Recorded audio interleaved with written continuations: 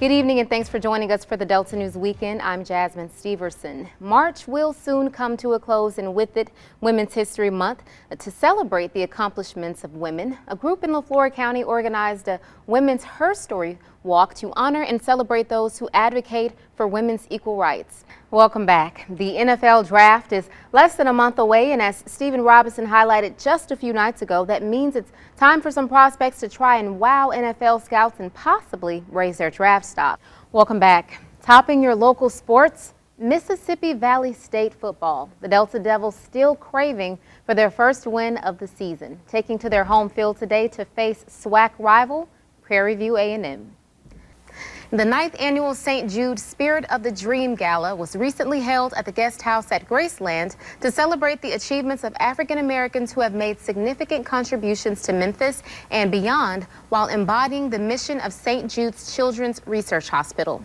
All right, well, it's the last Delta News Weekend weather forecast of the year. So what can folks expect weather-wise heading into 2025? Well, nice weather, beautiful sunny skies, but a little chilly as we get into the new year. Delta News reporter Jasmine Steverson takes us to Rolling Fork to get a look at the damage caused by last night's second anniversary tornado and people's reaction to it.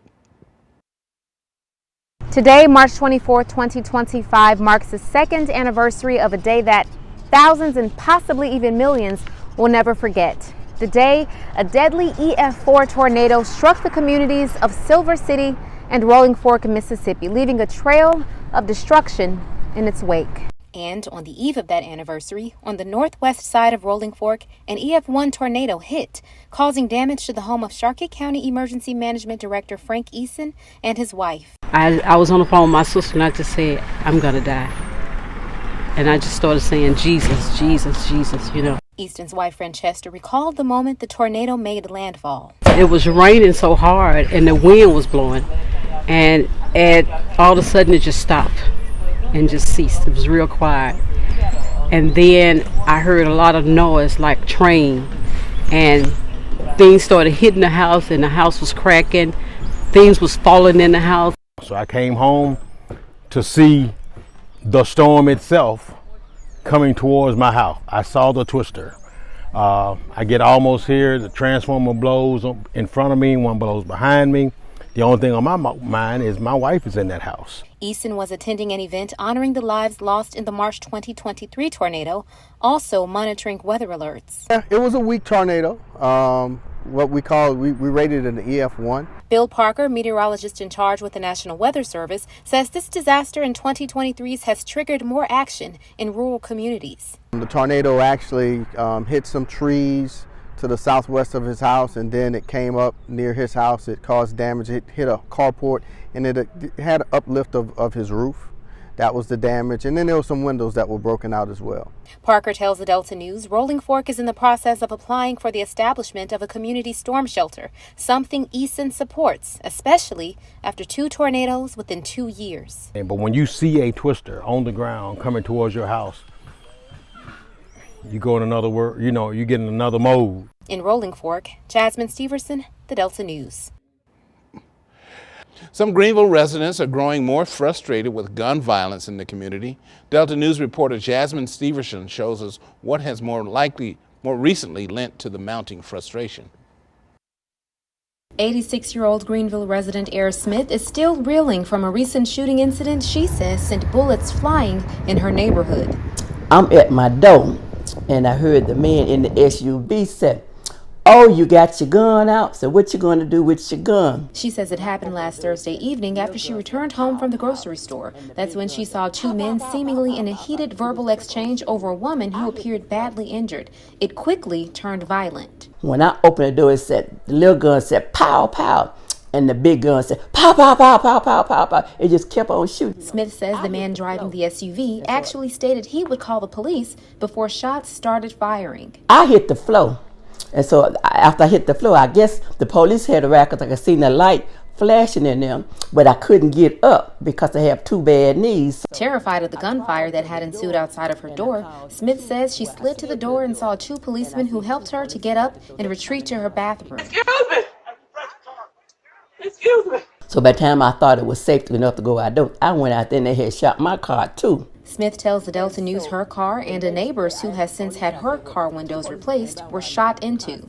These people need to be accountable of what they are doing when there's shooting they going on. And Smith's reason for calling for accountability is one that law enforcement encourages. You see something, you say something. Reporting in Greenville, Jasmine Steverson, the Delta News. Day by day and brick by brick, the rebuilding of homes in the Rolling Fork community continues. 2 years after an EF4 tornado devastated the town. The devastation was unbelievable, and we never thought it would be cleaned up. It was just unimaginable. Mere days after announcing the launch of its Greenville 360 initiative aimed to tackle crime from different angles, Greenville police are investigating the shooting death of 25-year-old Samuel Williams of Greenville. Police say it happened around 8:40 p.m. Saturday in the 3000 block of Highway 82 East. Officers were dispatched to the location after reports of a shooting. It could be said these very seats that occupy a jury box in many cases are just as important as the seat of the presiding judge. And in the last few weeks, that's become true, particularly for murder trials in Sunflower County's Circuit Court. Oftentimes with the new year comes new lifestyle changes. For many folks, the main change is dedication to fitness. For others, it's simply consistency. Willie Porter, property manager for George E. Lewis Estates in Greenville, says in the 40 years he's been in the business, he's never seen anything like the mail delivery service issue renters are facing now. And all of a sudden, we starting October the 1st was the last day that they deliver mail out here. Although that was the case several days ago, reportedly due to vandalism, as explained by property manager Willie Porter, residents of George E. Lewis Estates in Greenville can expect for mail delivery to resume. That's according to USPS spokesperson Deborah Jean Federley, who says mail delivery will resume Thursday, October 31st. Well, Head Start is celebrating 60 years of service to the community, as the program was founded in 1965 by President Lyndon B. Johnson. And I'm proud to say that I myself am a product of Washington County Opportunities Incorporated's Head Start program. WCOI was among several programs that celebrated the milestone on Friday. The Head Start program has provided early childhood education and various forms of support to low-income families across the U.S. Staff from Head Start's Washington County program, along with local and state officials, lent their voices to not only wish the program a happy 60th birthday, but to support its continuation. I believe in the program so much, my children went to Head Start. So I'm encouraging you, send your children to the program. Also, encourage your federal partners, your senators and your congressmen to support this program. Let's keep the funding moving forward so our children will continue to have a success in this world. 2, 4, 6, 8, who do we appreciate? Head Start! Head Start! Head Start! Head Start! All right, and there I was at my Head Start graduation. That's you? That is me. Oh, wow. That was my Head Start graduation, and that was Greenville resident and former, well, of course, there have been many that have succeeded. Reverend Anjanette Gibbs there. She's also a school board member for GPSD, but she was the Head Start for Washington County Opportunities back then. So That's it? That's neat. I mean, it seems like just yesterday. I even remember who sat beside me during my Head Start graduation. Yeah. So really, really great memory. Yeah.